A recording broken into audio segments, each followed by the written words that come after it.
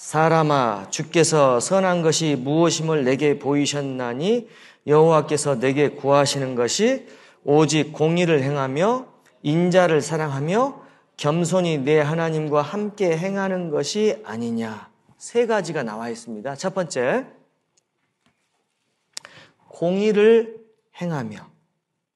두 번째, 인자를 사랑하며. 세 번째, 겸손히 하나님과 함께 행하는 것이 아니냐. 저는 이 말씀이 성경 모든 말씀이 다 중요하지만 이 말씀은 더 중요하다 이렇게 생각이 되거든요. 왜냐하면 우리가 신앙생활 해야 될 세 가지 방향과 세 가지 가장 큰 항목을 가장 요약해서 말씀해 주신 구절 같아요. 첫 번째, 공의를 행하며 의로워야 된다는 거죠. 두 번째, 인자해야 된다는 거죠. 인자를 사랑하며, 인자, 영어로 mercy, 인자해야 된다는 거죠.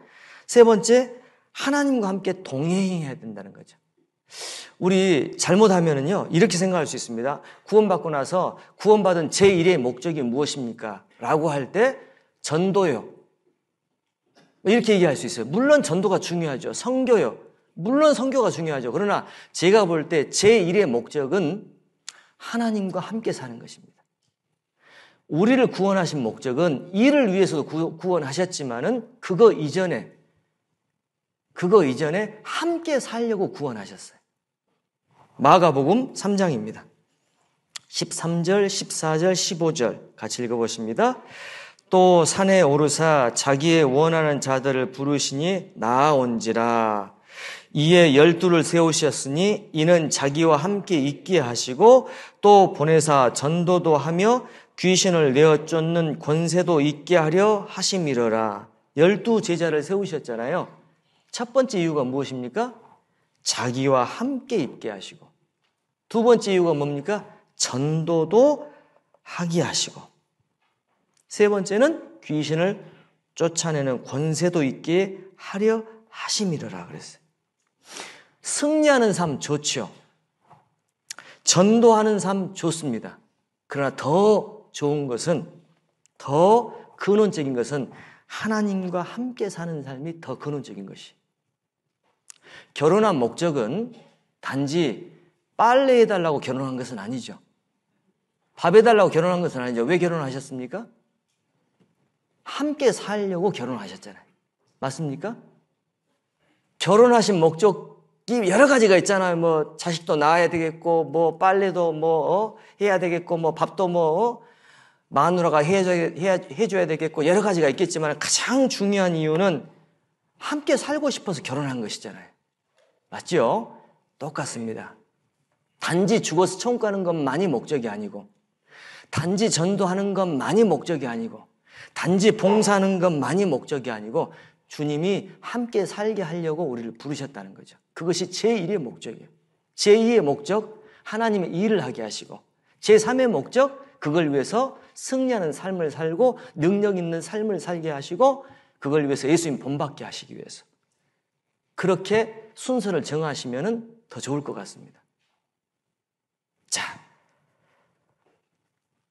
제가 저희 집사람하고 결혼한 지 지금 거의 한 20년 조금, 한 9년, 30년 가까이 지금 됐습니다. 이제 집사람한테 항상 하는 얘기는 이거예요. 어이, 이리 오소. 네, 저는 빨래를 하게 하려고 결혼한 것도 아니고요. 김치찌개 못 끓여도 상관없고요. 그냥 같이 살려고 결혼했으니까요. 근데 빨래한다고, 김치찌개 끓인다고, 청소한다고, 이렇게 왔다 갔다 하면 그게 저는 불편한 거예요.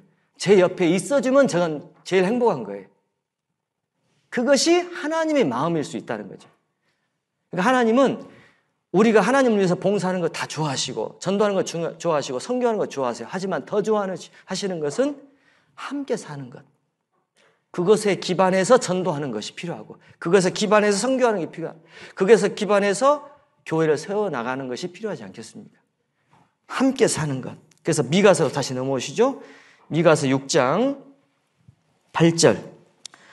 사람아 주께서 선한 것이 무엇임을 내게 보이셨나니 여호와께서 내게 구하시는 것이 오직 공의를 행하며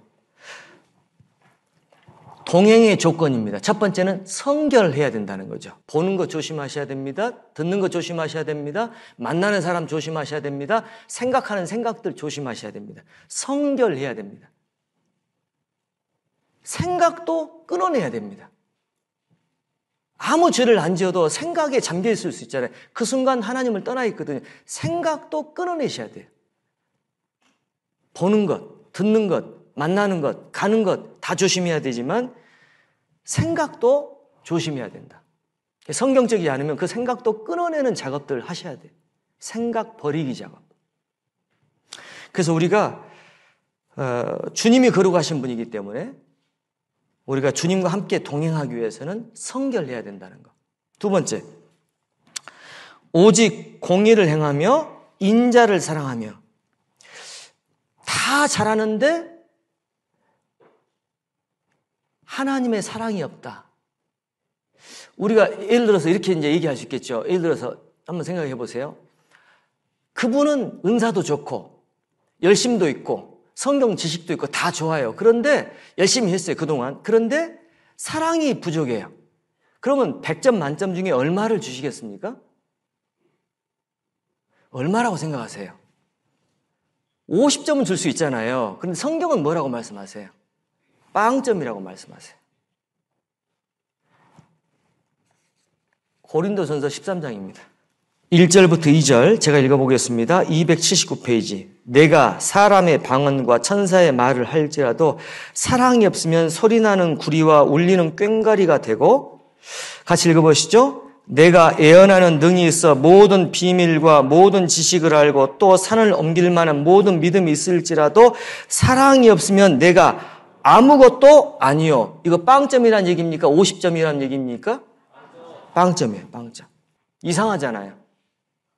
그래요. 예를 들어서 제가 선교사로 캄보디아에서 열심히 선교해서 다 잘했어. 근데 사랑이 없어. 형제자매 왔는데 교만하고 막 거만하고 막 형제자매들 섬기지 않아요. 그럼 성경적으로 말하면 그건 빵점이라는 거예요.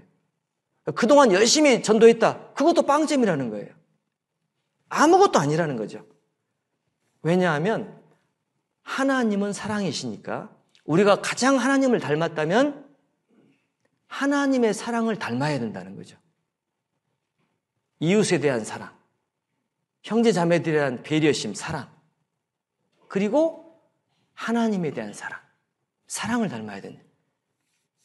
그래서 우리는 그런 사랑들을 더 내 마음속에 충만시켜야 되겠다. 우리가 사랑하려고 하지만 사랑이 잘 안 나올 때가 많지 않습니까? 사랑하려고 하죠. 그런데 우리는 굉장히 이기적이고 자기 중심적이고 그나마 구원받아서 조금 바뀐 건 맞아요. 맞죠? 하지만 여전히 이기적인 모습이 있어요. 영어로는 self-centered person이라고 그래요. 우리는 God-centered person이 돼야 됩니다. 하나님 중심, Jesus-centered person 돼야 됩니다. Jesus-like Christian이 돼야 됩니다. 예수님 닮은 그리스도인들. 그런데 우리가 그렇지 못해요. 그래서 주님 사랑 담은 그리스도인. 그런 그리스도인이 되었으면 좋겠어요. 그래서 가장 제가 좋아하는 그리스도인은 열심히 하는 그리스도인도 좋아하지만 겸손한 그리스도인. 그리고 사랑이 넘치는 그리스도인. 제가 아는 그 형제가 있는데 그 형제는 저보다는 못생겼습니다. 그 형제는 저보다는 은사가 없는 것 같아요. 왜냐하면 제가 그 찬송을 좀 잘 부르거든요. 그런데 그 형제를 따라갈 수가 없어요. 왜냐하면 그 형제는 너무 사랑이 충만해요. 그 형제 주변을 항상 형제자매들이 들끓어요. 왜 그럴까? 그 형제는 항상 넉넉하거든, 마음이. 그런 형제는 어디든지 가나 환영을 받고 교회가 부흥이 됩니다. 그 형제 지금 유럽에 선교사로 가 있습니다. 교회가 1년 만에 부흥돼서 얼마나 잘 되는지 몰라요.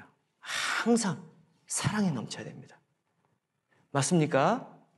자, 옆에 있는 분들 한번 얼굴 봐보세요. 사랑이 넘치는지 쌩쌩 바람이 부는지 한번 봐보세요. 예, 이제는 우리의 얼굴을 우리가 책임질 시대가 됐습니다.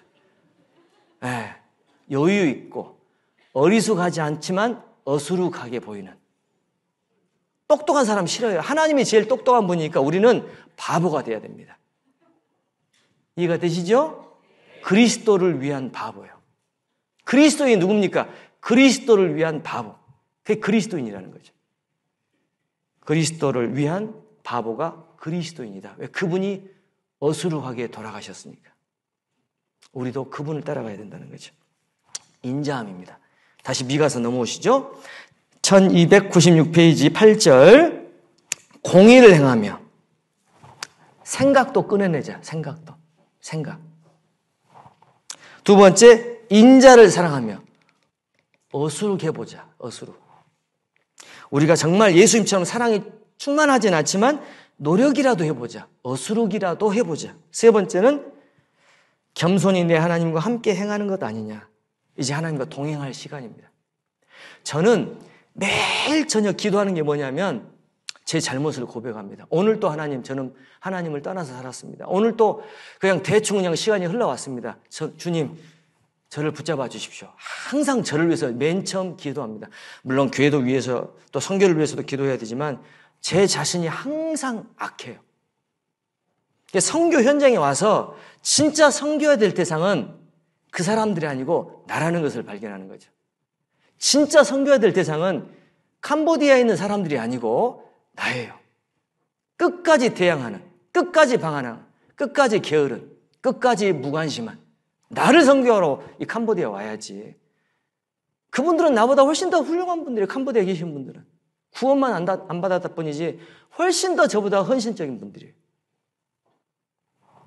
저는 구원받았죠. 가족이 다 구원받았죠. 이제 목회까지 하고 있죠. 그러나 여전히 이기적입니다. 여전히 거만합니다. 여전히 무관심하고 여전히 둔해집니다. 안 되잖아요. 얼마나 슬픈지 몰라요. 저는 매일 저녁 슬퍼요. 나는 왜 이 모양일까?